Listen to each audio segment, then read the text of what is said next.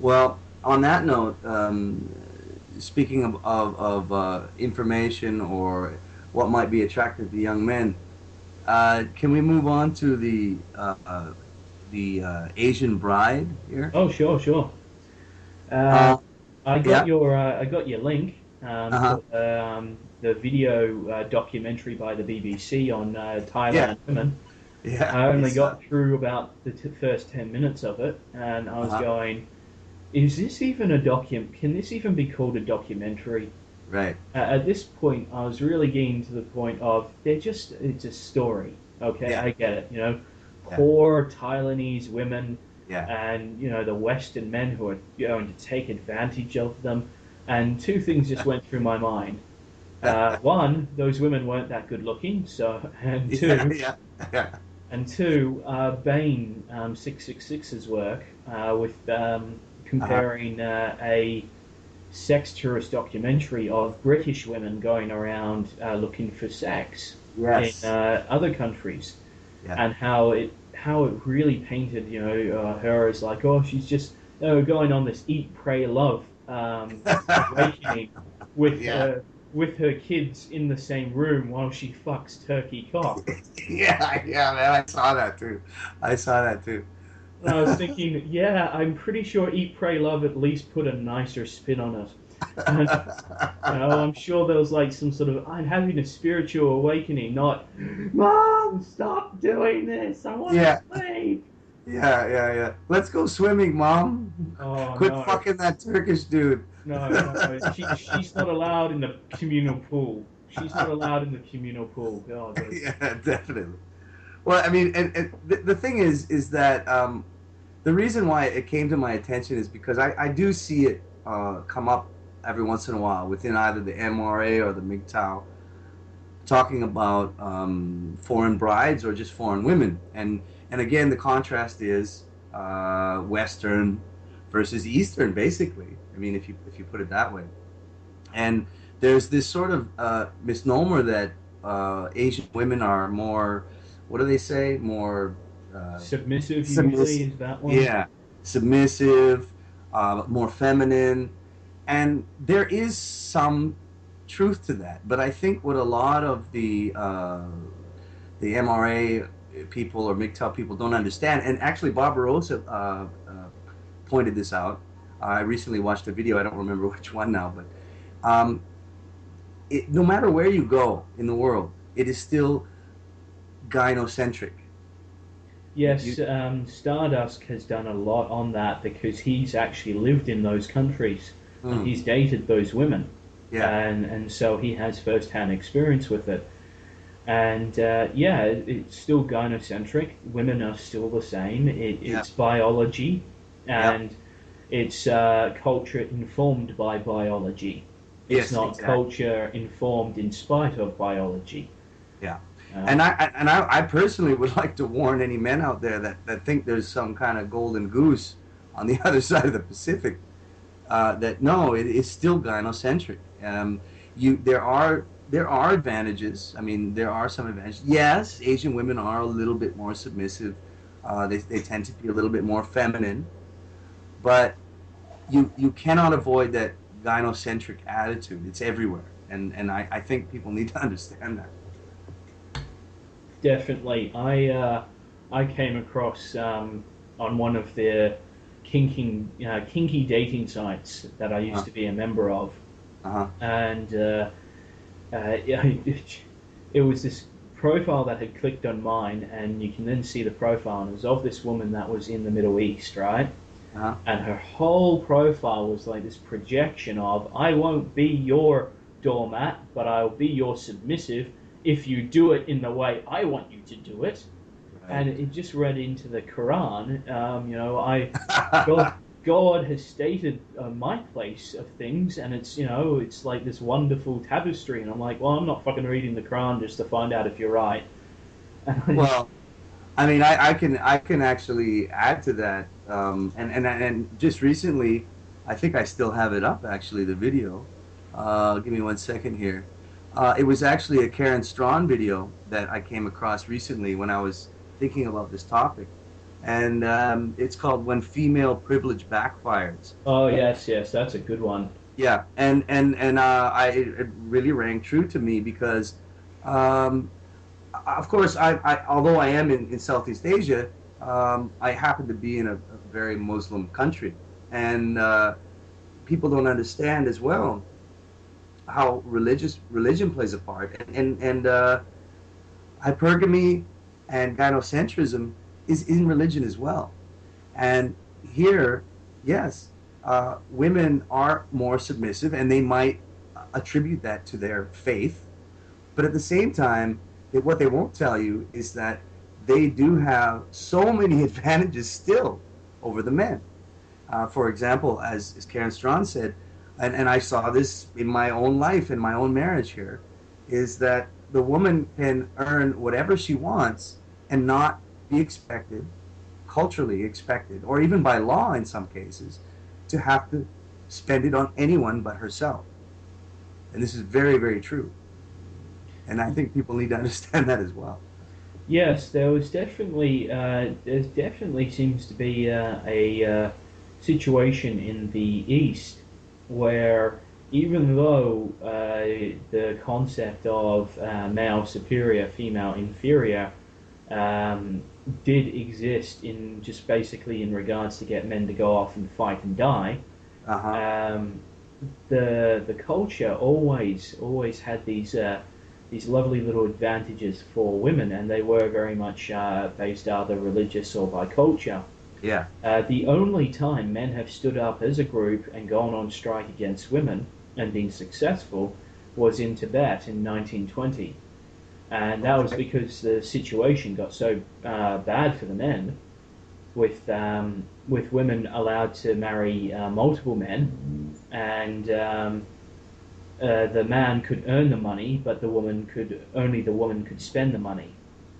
Right. And this has been much more of a occurrence in the Eastern cultures Yeah. than And especially than the Anglo-Saxon ones. yeah. Well, I think that again that's just a stamp of gynocentrism, and it exists everywhere. I mean, there for men that consider maybe finding a foreign bride, let's say Asian, um, the thing they need to really understand is that they will be more submissive to them, and that's true. But if you consider, okay, consider this: mixed marriages. If you try to go online and find statistics on mixed marriages and divorces, it's very, very hard to find up to date information. There's not been a lot of studies on the success or failure rate of mixed marriages. And when I say mixed, some people say mixed race. Well, what I would say is it's more mixed culture.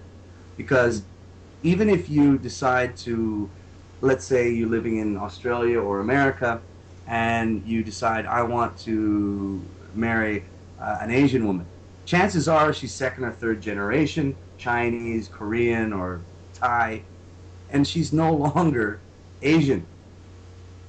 She is American. So the real difference is mixed culture. So even if there are men out there that want to marry, let's say, an Asian woman from their own country, they're still marrying an American woman. They're still marrying an Australian woman. If they truly want an Asian woman, they would have to go to Asia. They would have to go there, or I guess what they have those online sites like you were saying before. I've never actually looked into the online stuff, but if you really want the Asian woman and to have the advantages of her culture that a Western man might desire, you need to go to that country. But Mm. then, yeah, you need to do that. And then also keep in mind that depending on which Asian country you go to, Japan Yes, and China, the richer parts of China at least, are becoming quite westernized. of course. Japan, Korea. Also, I've lived in Korea Mm. as well. Um, if you, if, especially, I would say these countries, Japan, Korea, and like you said, the richer parts of China. No, it's not going to be any different. It's not. Southeast Asia, like Thailand, Vietnam, Indonesia, Philippines. Um, feminism doesn't exist in those countries, really. It just doesn't really exist. I've had conversations, and I make it a point to have conversations with women here about feminism, and they are completely in the dark about it. And on average, they disagree with any of those concepts. So yes, you won't find, I guess, a feminist woman. There are fewer feminist women in, say, some of these Southeast Asian countries, but again, you cannot forget it's still gynocentric. Very much so, and this all roots back to when we were on the African plains evolving. Some of the only artifacts that have come out of Africa are really just pregnant women's bodies. Yeah. And we glorified the fact that a human life came from the woman, Mm-hmm. and that has created a lot of cultures, a lot of religions, and a lot of faiths, and that has put men at a distinct disadvantage, Yeah. both biological but also cultural, because Yes. we see women giving birth as an accomplishment. And I really see it as, well, it takes the same amount as conscious thought as a turd. Yeah. Yeah. You know, I wouldn't call it an accomplishment unless it requires conscious thought. Yeah. Well, And their bodies are designed for it as well. So it's kind of yeah. like, well, you're just, you know, it, raise the bar a little higher. You know? Yeah. I mean that's what you were designed to do exactly. And again, if you get into some of the nomenclature of the men's right movements with white knights and manginas and all that stuff, they exist here too because of gynocentrism. They exist. If I can just quickly give you a brief uh, uh, tale of my own experience, I did marry a woman here, and the woman that I married, I chose for a few reasons. Number one, she was educated, right? She could also speak English, and Oh, well, I, there's your mistake, mate. There's your yeah, mistake. yeah, yeah. She could talk to you and you could actually understand her. That was your mistake. Yeah, and really, in the end, it was a mistake because I tell you this: when my marriage fell apart, when she wanted to leave me, I was sitting in front of course, as the man in gynocentric culture, I was the one that was supposed to fix it all, right? I was the one that needed to go out, put in the work, shoulder everything, and fix it all, and I did, and I attempted to anyway.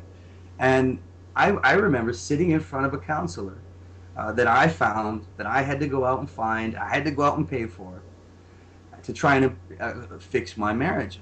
And I remember sitting in front of this counselor and having my wife say to me in front of her, in front of the counselor's face, the counselor basically said, "Okay, I can help you guys fix this problem. You say you don't love him anymore, but you used to. So let's go back to that." And my wife's response, or my ex-wife's response, was, "Actually, no. I never really loved him. It was in Indonesian they say nafsu, which is, I don't know, passion. And I never really loved him, and I only wanted his child." Now that's heartbreaking to hear, but it's a reality. And men need to understand that too if they're looking for the golden goose over in Asia. And what you said about possibly making the mistake of finding an educated woman, you might be more right than you think in that sense, because you can find women here who maybe don't speak your language, um, have less education, much younger, and they probably won't fall into that. But don't ever underestimate gynocentrism. Don't ever do that. It's everywhere. Yeah, even just dating here in Australia, one of my I dated an 18-year-old girl, and it turns out she was bipolar. So yeah, that was fun. Uh, it was only 2 dates, but my God, I was getting like a novel was being written about our everlasting love online. Um, Jesus Christ. and the thing was, she at one point she said, "Oh, I really like how you're intelligent," and I thought to myself, have I been intelligent in this? Because I was sitting there going, okay, I feel really bored on this date. Mm-hmm. And I thought, usually when I'm bored, I'm not very articulate. And she was trying to compliment me on it. And what it was just she was an 18-year-old girl. I was like 24. And yeah, it wasn't very hard to be intelligent in comparison to her. Yeah. And that was one of the things that I've noted is that part of hypergamy that was talked about quite extensively was that the men also marry downwards. You know, we partner downwards so that we Yes. Yeah. appear to be more a higher status Yeah. than the woman, Yeah. which is the case. But we partner down so that we do have that dynamic, so that she can look up to us and go, "I'm so lucky to have this guy." Yeah. And that's part and parcel of it with the Western man.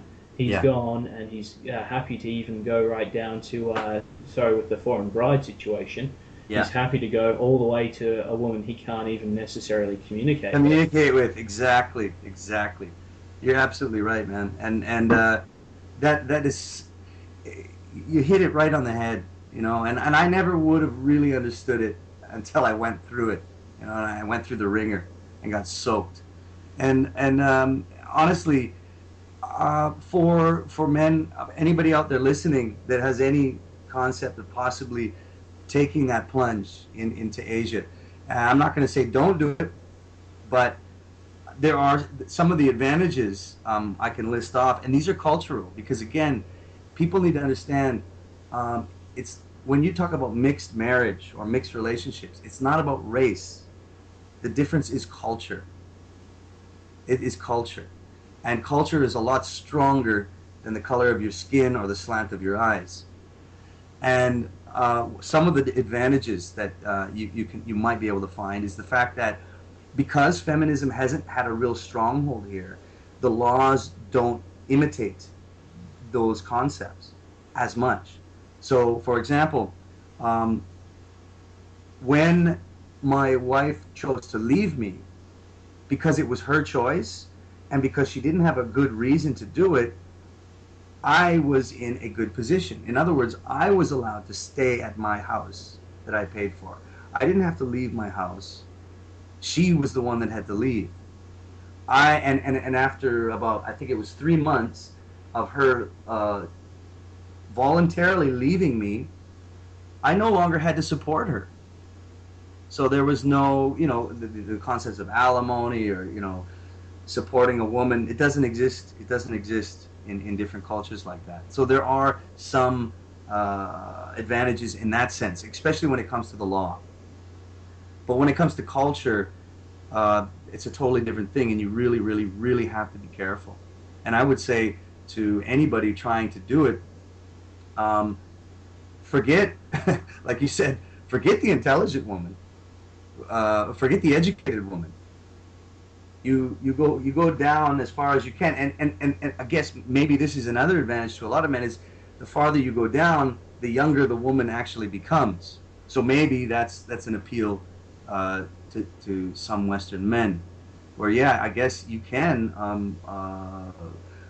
court and date and possibly marry a much younger woman than yourself, and not have to deal with legally um, the ramifications of what feminism has done. You understand that? Definitely. Yeah. And that may be an option for men who want to have children. Yes, yes, exactly. Exactly. You're exactly right.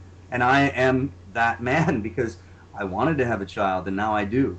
And I have my son now, you know. I and if I was if and this is I think that I narrowly escaped a very horrible fate by not having my wife in my own country when the divorce happened.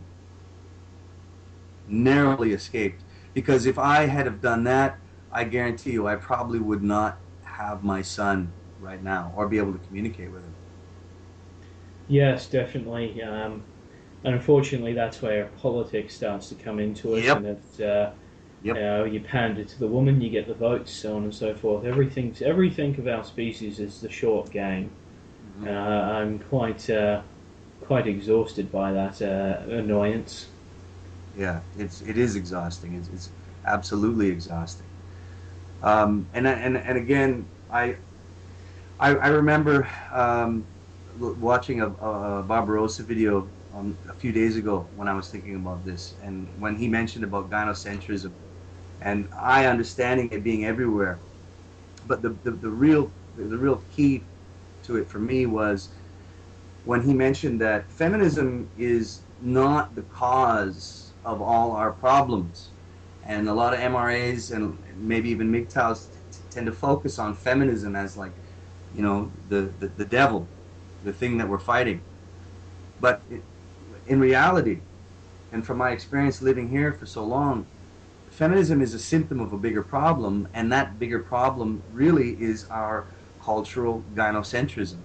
And again, I think that relates back to the original topic that you mentioned about the pair bonding and how we have evolved as a species. Yes, very much so, because that is the thing. We have gotten to the point where we evolved. Oh, the female originally would get, as I mentioned, fertility signals would display, and then the males would come in reaction to it. Yeah, So all of male biology is pretty much based in regards to interaction between the female is based in reaction to the female. yeah, And that's something we really need to understand is that yes, regardless of if it's culture, law, or just simple biology, yeah, it's in reaction. Now, yes, when you're a teenager and you get an erection for looking at a pretty girl, you get an erection because you're looking at a pretty girl. yeah, As you get older, you get better at being able to distract yourself. But if you were if you were just an animal, you would just get an erection again. yeah, yeah, And that's the correct. thing. We are entirely in reaction to the female, Yes, and because of this, it puts women in the position to be able to set the rules whenever the environment is possible, and whenever cultures don't clash with one another. yeah, But yeah, they set a hell of a lot of the rules. There was a book somewhere. I think it had to just be released for free. And it was something like, "How do men? If men rule the world, why do women set the rules?" yeah, yeah, And that's the reality. Is because from a biological and evolutionary perspective, we have always been in reaction to the female. yeah, So if you do the whole foreign bride thing, you definitely want to move over there yes, and take advantage of the culture and the legal system. yeah, Um, but always keep in mind that you are in reaction to her, and yes, it's not so much a case of her in reaction to you. If yeah, you weren't a Western man with the capabilities of going into the east, yeah, off of your own money, off of your own support, yeah. she wouldn't be interested in you. No, you're exactly right. She wouldn't be interested in you at all.